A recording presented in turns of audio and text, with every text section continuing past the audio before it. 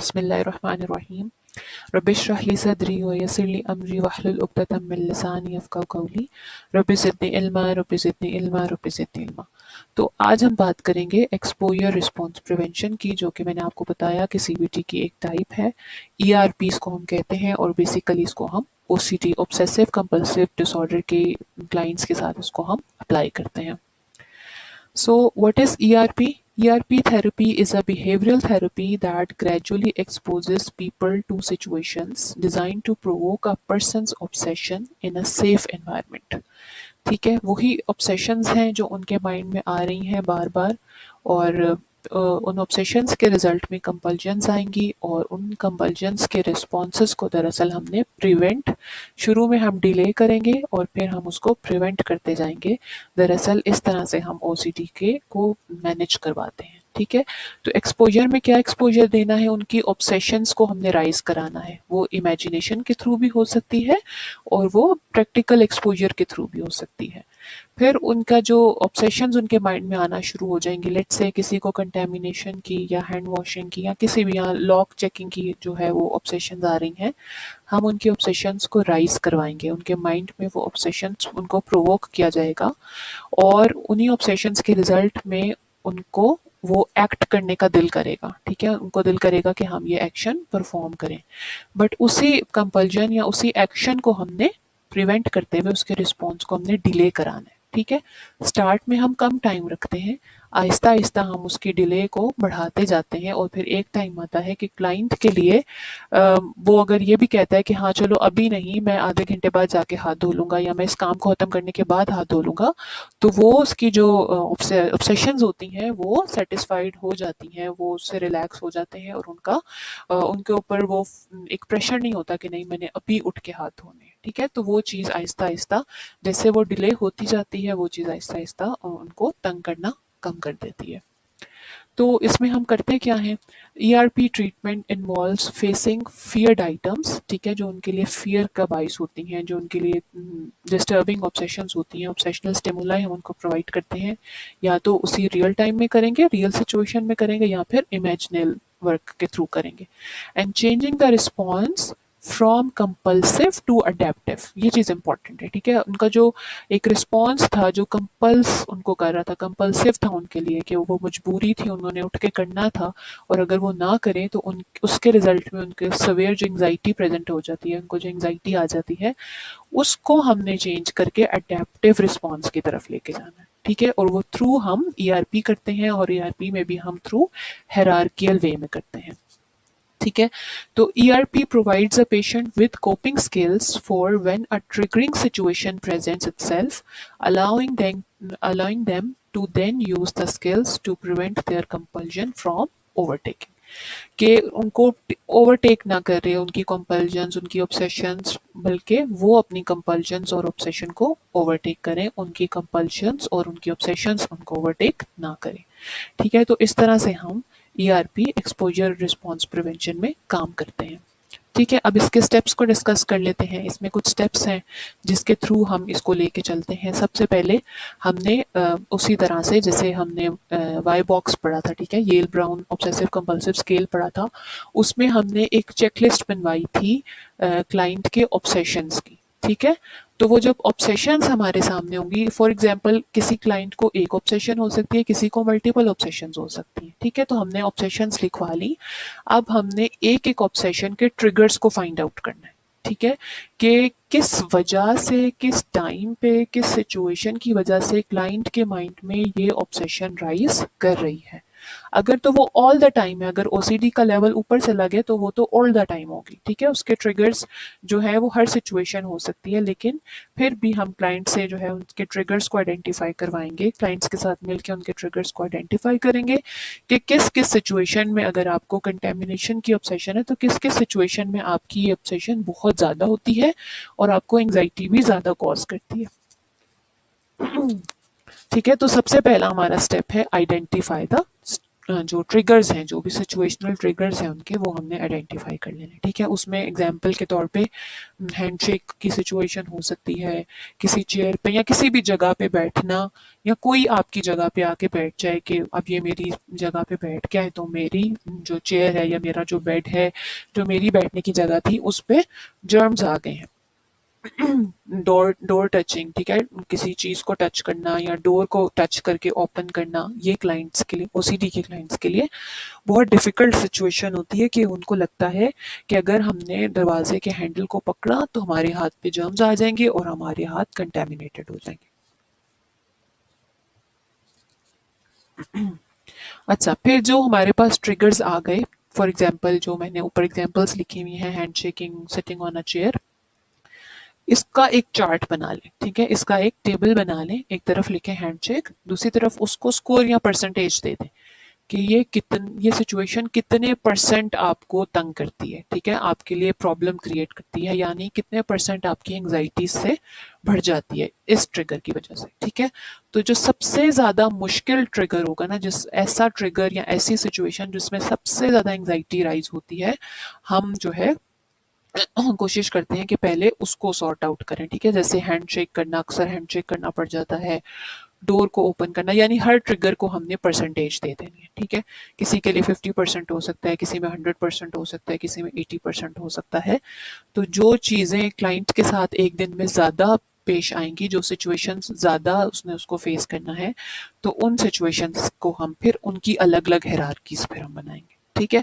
तो सबसे पहले हमने ट्रिगर्स फाइंड आउट किए, फिर हमने ट्रिगर को परसेंटेज दे दी, फिर हमने एक एक ट्रिगर को जो है वो हायरार्की में बना लेना है। सारे ट्रिगर्स को आप एट अ टाइम भी लेके चल सकते हैं अगर ओसीडी का लेवल ज़्यादा नहीं है, लेकिन अगर ओसीडी का लेवल ज़्यादा है तो फिर हम एक एक की हायरार्की बनाएंगे और फिर उस पर आहिस्ता आहिस्ता वर्कआउट करेंगे, ठीक है। तो फिर हमने उसकी हायरार्की बना देनी है और पुट लिस्ट इन ऑर्डर कि जो सबसे ज़्यादा आसान है, यानी सबसे ज़्यादा जिसमें कम एंग्जाइटी है, उसको हम नीचे लिखते हैं, फिर उससे ऊपर बढ़ती बढ़ती बढ़ती ऊपर लग जाता है, ठीक है। फिर हम सबसे लोएस्ट लेवल से स्टार्ट करते हैं जहाँ पे क्लाइंट को सबसे जो है वो कम एंग्जाइटी आ रही है, ठीक है। हम इस तरह भी कर सकते हैं, या फिर जो सिचुएशन सबसे ज़्यादा क्लाइंट को फेस करनी पड़ रही है हम उससे भी स्टार्ट कर सकते हैं, ठीक है। तो वो क्लाइंट टू क्लाइंट डिफर करेगा, क्लाइंट की सिचुएशन पे जो है वो डिपेंड करेगा कि हमने क्लाइंट की हायरार्की को किस तरह से लिस्ट डाउन करना है, ठीक है। तो फिर हमने प्रैक्टिस फ्रॉम लोएस्ट से स्टार्ट करना है और साथ ही साथ क्लाइंट्स के लिए कुछ स्टिकी नोट्स बनवा देने हैं, जो वो, क्योंकि रोज तो सेशन नहीं होते, ठीक है, हफ्ते में 2 या 3 दिन सेशंस हम रख सकते हैं, लेकिन रोज हम एक क्लाइंट के लिए सेशन तो नहीं रख सकते। तो हमने उसकी हेल्प करने के लिए उसके लिए कोई स्टिकी नोट्स बनवा देने, ठीक है, ऐसी स्टेटमेंट्स लिखवा दें जैसे फॉर एग्जाम्पल कि ये जो मैं इस वक्त सोच रहा हूँ ये मेरा वहम है, ठीक है, या मुझे जो एंग्जाइटी हो रही है ये जानलेवा नहीं है, या ये उतनी खतरनाक नहीं है जितनी मैं सोच रहा हूँ, और जो मैं सोच रहा हूँ वो हकीकत नहीं है, वो सिर्फ मेरे दिमाग की सोच है, मेरी अपनी सोच है, इसमें ऐसा कोई भी चीज़ नहीं होगी। या कोई मोटिवेशनल स्टेटमेंट्स आप उनको स्टिकी नोट्स पे लिखवा दें, और अगर वो स्कूल गोइंग है या एजुकेशन सेटअप में या जॉब सेटअप में, या अगर ओसीडी ज़्यादा है तो ऑफ कोर्स वो अपने रूम में ही ज़्यादा टाइम गुजारते हैं, तो उनके रूम में जो है ऐसी स्टेटमेंट्स कहीं ना कहीं चिपका दें और चिपकवा दें, उनसे बोलें कि आपने अपने जो है वो वॉल पे आपने हैंग कर देना है इसको लिख के, या स्टिक कर देना है, या अपनी बुक पे लगा देना है, या अपने मिरर पे स्टिक कर दें, और आते जाते आपने इसको पढ़ना है, ताकि आपका माइंड इस चीज़ को एक्सेप्ट करे कि ये फैक्ट्स नहीं है, ठीक है, ये रियलिटी नहीं है, ये सिर्फ मेरी अपनी थॉट्स हैं जो मुझे डिस्टर्ब करेंगे, ठीक है। तो इस तरह के कुछ स्टिकी नोट्स बनवा के उनके रूम में लगवा देना, उनकी बुक पे लिखवा देना, और इसमें सबसे ज़्यादा जो है वो हेल्प होती है फैमिली मेम्बर्स की भी, ठीक है।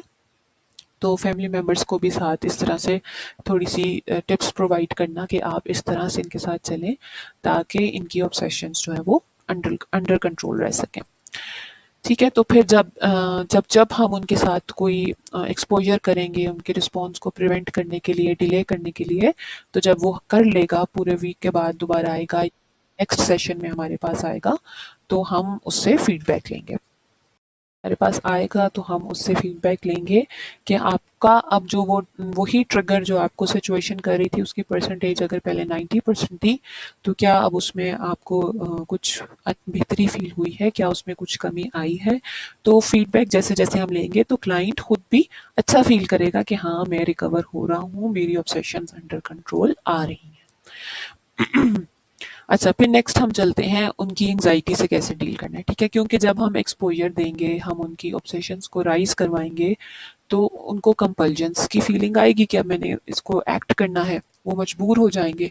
और अगर वो हम उनको जाने नहीं देंगे, अगर वो उठ कर जाएंगे, फॉर एग्जांपल अगर किसी को हैंड वॉशिंग की ऑब्सेशन आ रही थी, तो हम उनको बिठाए रखेंगे, उनको उनके रिस्पॉन्स को जो है वो हम डिले करवाएंगे, तो फिर क्या होगा कि उनके अंदर एंजाइटी पैदा हो जाएगी, ठीक है? उनके अंदर वो एंजाइटी वाले सिम्टम्स आएंगे मे बी। और अगर कोई बहुत ज़्यादा एकदम स्टार्ट में स्ट्रॉन्ग एक्सपोजर करा दिया जाए तो पैनिक अटैक भी हो सकता है, ठीक है?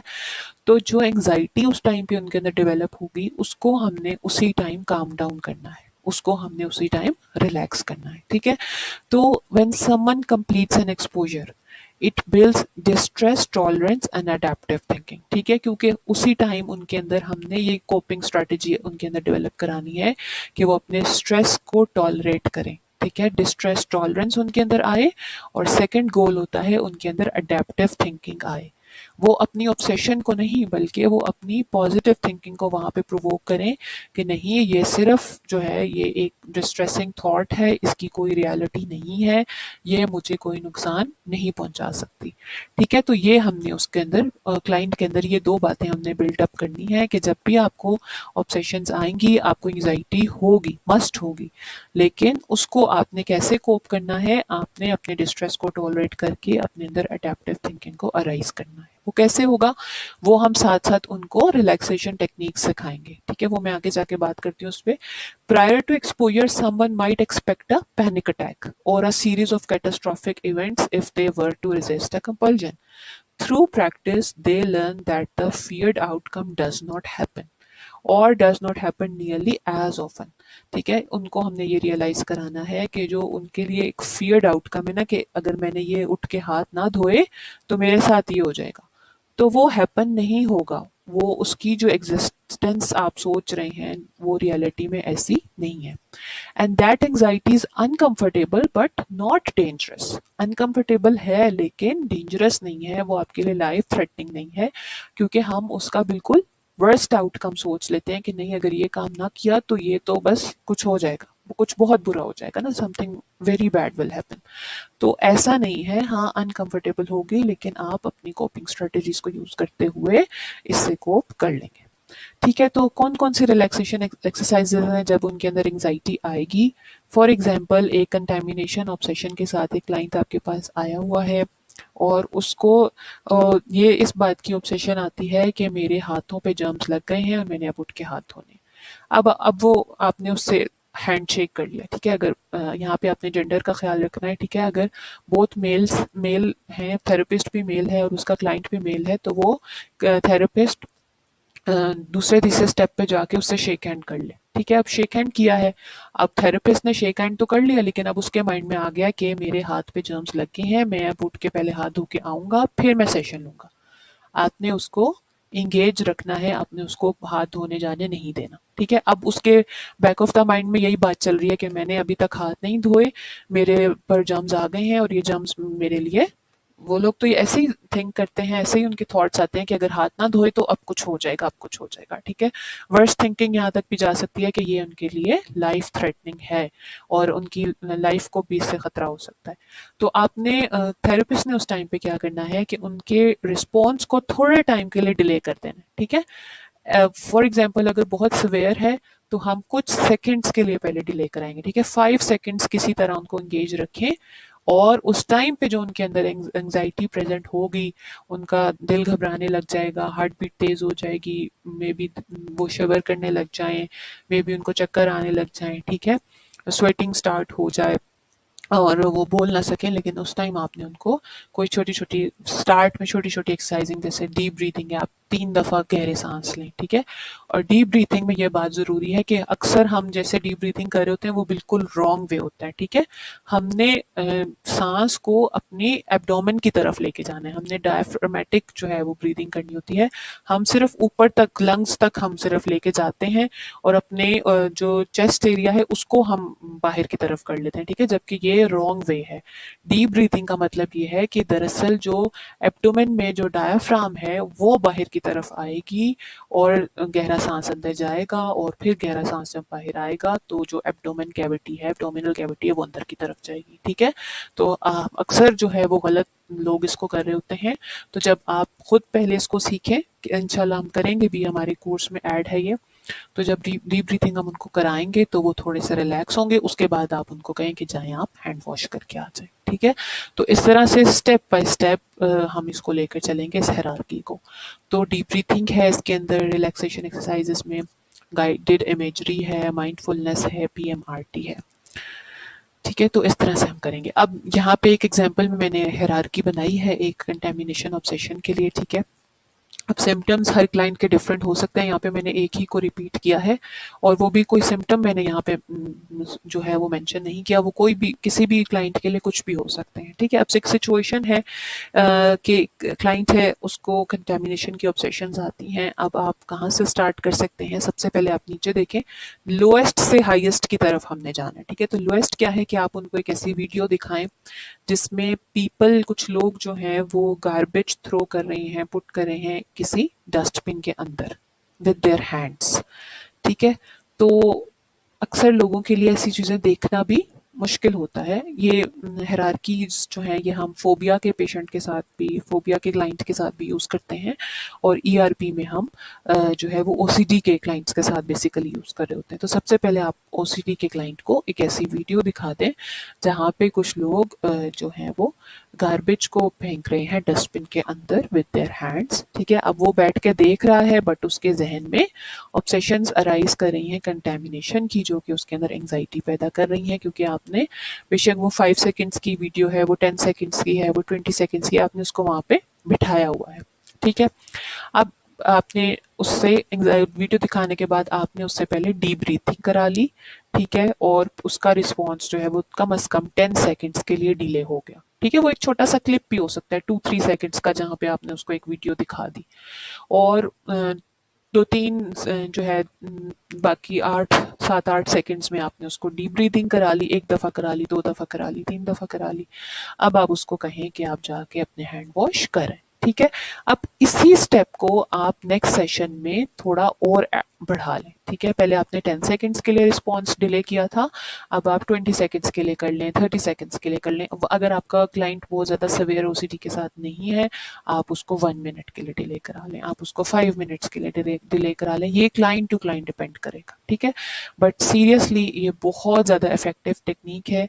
जब हम ऑब्सेशन अराइज करवाते हैं और उसके रिस्पॉन्स को जब हम डिले कराते हैं तो एक टाइम आता है जब माइंड भी एक्सेप्ट कर लेता है कि खैर है, अगर मैं थोड़ी देर बाद भी हाथ धो लूँ तो इट्स ओके, ये चल जाता है। आपने अपनी आम डेली रूटीन में भी देखा होगा। फॉर एग्जांपल अगर मैं आपको अपनी पर्सनल एग्जांपल दूं तो हर ज़रूरी नहीं है कि किसी को अगर कुछ ऑब्सेशंस आ रही हैं तो वो ओसीडी ही है, ठीक है। अब जैसे मुझे पहले आदत होती थी कि किचन में काम करते हुए ज़रा सा भी कोई प्याज काट लिया या कुछ काट लिया, मुझे फ़ौरन आदत थी कि मैंने फ़ौरन पहले हाथ धोने हैं फिर कोई दूसरा काम करना है। बट अब जब ज़्यादा यूज टू हुए किचन के काम के साथ तो फिर क्या होता है कि अब बात ये माइंड में आ जाती है, पहले मैं बिल्कुल टॉलरेट नहीं कर पाती थी, नहीं अभी हाथ धोने। अब जो है रिस्पॉन्स को जैसे जैसे डिले शुरू करना शुरू किया तो फिर क्या हुआ कि अब याद ही नहीं रहता कि हाथ धोने भी हैं, मतलब ठीक है बाकी काम भी कर लिए, सारे काम करके फिर जब रूम में आए तो फिर हाथ धो लिया, इट्स ओके। नहीं तो पहले ये होता था कि स्पून को भी नहीं पकड़ना जब तक हाथ नहीं धोए, ठीक है। तो ये चीज़ें आप अपने साथ भी प्रैक्टिस कर सकते हैं। आपको अगर किसी चीज़ की ऑब्सेशन आती है, क्योंकि सम ऑब्सेशंस आर नॉर्मल, ठीक है, जब तक वो आपको डेली लाइफ के साथ आपके लिए प्रॉब्लमेटिक नहीं बन रही वो डिसऑर्डर नहीं है।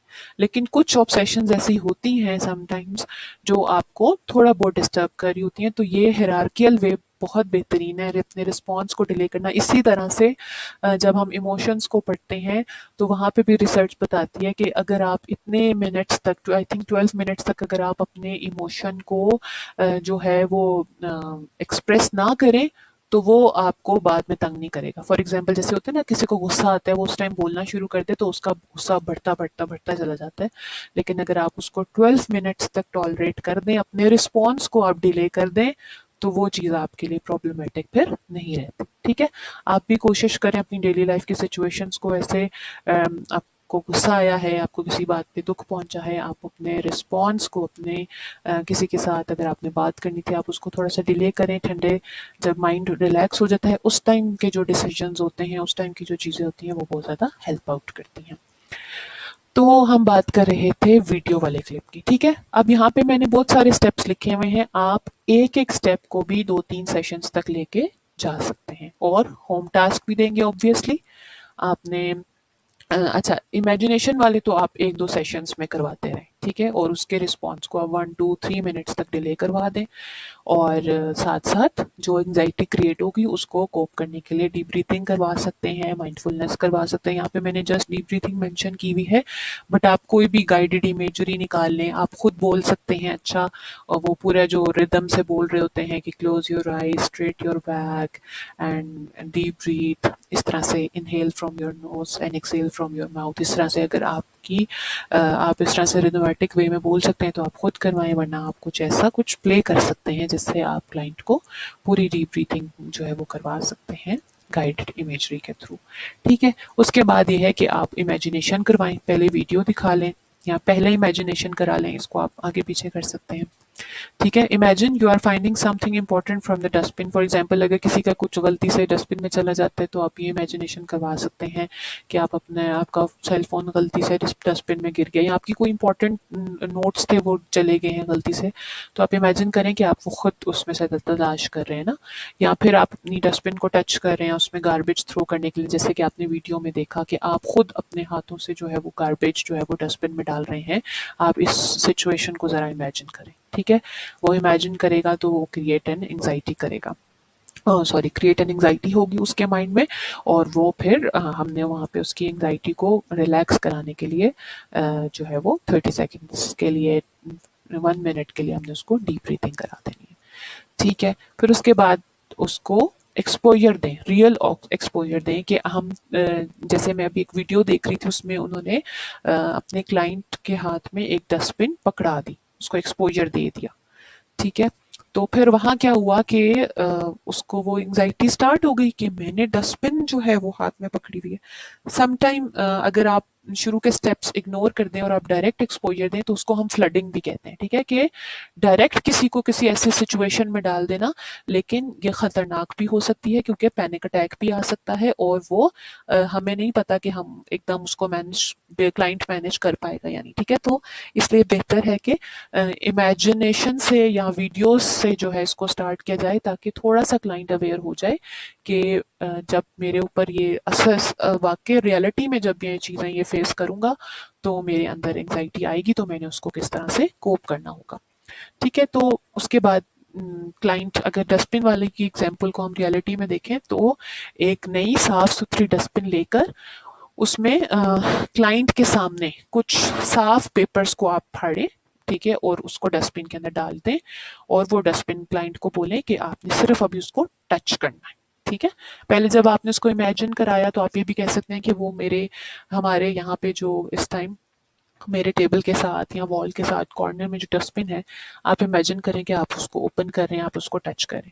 ठीक है, उसके बाद आप उसको कहें कि अब आपने जाके उसको टच करना है और दोबारा यहाँ पे आके बैठना है। ठीक है, फिर वो टच करेगा तो उसको फिर से वही ऑब्सेशंस आएंगी कि अब मैं फ़ौरन हाथ धो लूँ, मेरे हाथों पे जर्म्स आ गए हैं, मेरे हाथ कंटेमिनेटेड हो गए हैं, एंग्जाइटी आएगी। तो वहाँ पे फिर हमने उसको डीप ब्रीथिंग के थ्रू या कोई भी रिलैक्सेशन के टेक्निक के थ्रू हमने उसको जो है उसके रिस्पॉन्स को डिले करना है। 10 मिनट्स तक कर सकते हैं, जितना भी आपका क्लाइंट पैनिक की तरफ ना जाए उससे पहले पहले हमने उसके रिस्पॉन्स को बस थोड़ा सा डिले करते जाना है। ठीक है, उसके बाद नेक्स्ट स्टेप क्या होगा, hold the dustbin for 2 seconds. ठीक है, hold the dustbin for 5 seconds, यानी एक को भी हम टाइम के थ्रू बढ़ाते जाएंगे आहिस्ता आहिस्ता। फिर ओपन द डस्टबिन, ठीक है, फिर put the papers out of the dustbin, क्योंकि वो पेपर्स बिल्कुल साफ थे, न्यू डस्टबिन थी, ऐसी कोई बात नहीं थी, लेकिन क्लाइंट के माइंड में यही है कि मैंने इसको पकड़ा तो मेरे हाथों पे जर्म्स लग जाएंगे, ठीक है। इसी तरह से repeat the steps with other things also. Dustbin हो सकती है, घर में बहुत चीजें हो सकती हैं, क्लोथ्स हो सकते हैं, लॉन्ड्री बास्केट हो सकती है। यानी जब आपने वो ट्रिगर्स लिखवाए होंगे ना, उन्हीं ट्रिगर्स को आपने टारगेट करके ऐसी हायरार्की डेवलप करनी है अपने क्लाइंट के लिए, ठीक है, और आपने वो करवाना है, ठीक है। इसी तरह से हम फोबियाज के पेशेंट के लिए भी करते हैं। अगर किसी को किसी स्पाइडर से खौफ है, ठीक है, स्पाइडर का फियर है, तो हम उनको पहले स्पाइडर की कोई वीडियो दिखा सकते हैं। फिर सेकंड स्टेप में हम उनको कहेंगे कि इमेजिन करें वो स्पाइडर आपके पास है। फिर थर्ड स्टेप पे वो जो होता है ना कि जो आर्टिफिशियल स्पाइडर होता है वो हम उनको दिखाएं, फिर उनके पास टेबल पे रखते हैं, फिर उनको बोलें अब आप इसको टच करें, फिर वो उनके आर्म पे रखते हैं, ठीक है, और फिर इसी तरह से एंड पे जाके हम रियल स्पाइडर के साथ भी ये काम कर सकते हैं। तो इस तरह से उनके फोबियाज को हम कंट्रोल कर सकते हैं, ठीक है। तो ये बहुत ही एक इफेक्टिव वे है ओसीडी को ट्रीट करने का। So thank you for watching, और अगर आप इसी तरह की मज़ीद इंफॉर्मेशनल वीडियोस चाहते हैं थेरेपीज़ पे उर्दू एक्सप्लेनेशन के साथ, तो इस चैनल को सब्सक्राइब करें, वीडियो को शेयर और लाइक करें। थैंक यू, अल्लाह हाफिज़।